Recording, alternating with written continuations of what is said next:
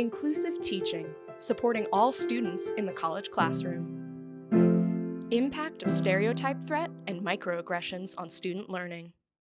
Research on microaggressions as well as stereotype threat is important to consider here since it touches on the implicit ways in which people marginalize others from specific social or cultural identity groups.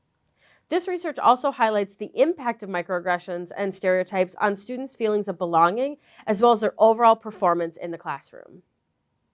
So stereotype threat is really an awareness of the range of threats in the air that can inhibit learning in the classroom.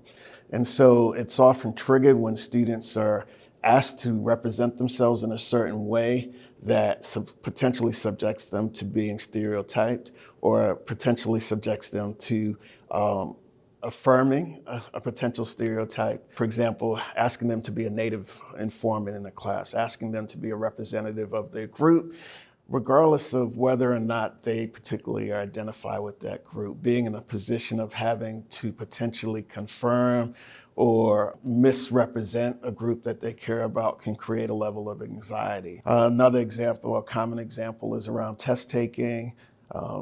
When there's an awareness that folks in a particular category don't do well on a test, that can be something that triggers underperformance related to that test.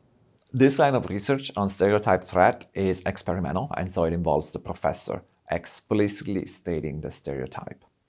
Good luck, everybody, in this math test, especially women, because we know women have more trouble with math. That would be a classic example. But actually, what's interesting is that they have found the same effect even without mentioning the stereotype. So if I just say, good luck, everybody, especially women, I don't need to finish that sentence because everybody knows why I am singling out a certain group. So the threat of the stereotype is hanging in the air, is the expression that line of research uses.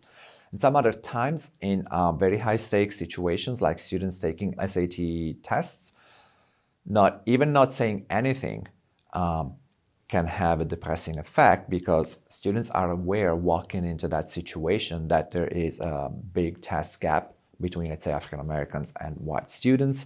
The thing that helps in reducing this depressing effect or eliminating it is when students believe that the test itself has been created with the purpose of reducing that gap on purpose. So announcements like this test has been created by a team of researchers who are aware of specific dynamics in SAT scores and have crafted the questions to explicitly remove certain biases. Now that actually helps. So any assurances that we can give our students that we are aware of the biases implicit in our system and that we're working hard to remove them all go in that direction of allowing students to perform to the best of their ability. Microaggressions are the everyday slights, indignities, insults, and invalidations that people of color or other marginalized group members experience in their day-to-day interactions with well-intentioned students or well-intentioned instructors who are unaware that they have engaged in an offensive, demeaning, derogating type of behavior. Microaggressions are reflections of what I call implicit bias.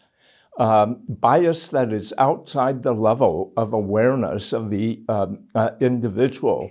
Many people believe that microaggressions are harmless and trivial, but our research and studies indicate that they have powerful impact upon people who experience them. For example, students of color are oftentimes, subjected to microaggressions that question their intellectual capabilities, that assume that they are up to no good.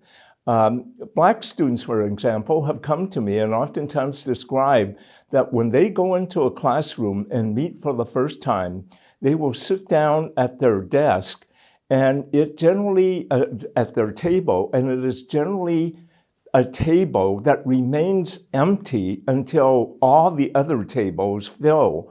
And they say the message communicated to them is that they are a criminal, they cannot be trusted. These microaggression metacommunications, I call them, are cumulative and continuing. It can be as insignificant as oftentimes I get complimented for speaking good English. And my response generally is, thank you, I hope so, I was born here. I've learned oftentimes to say other things. I thank you, you do too.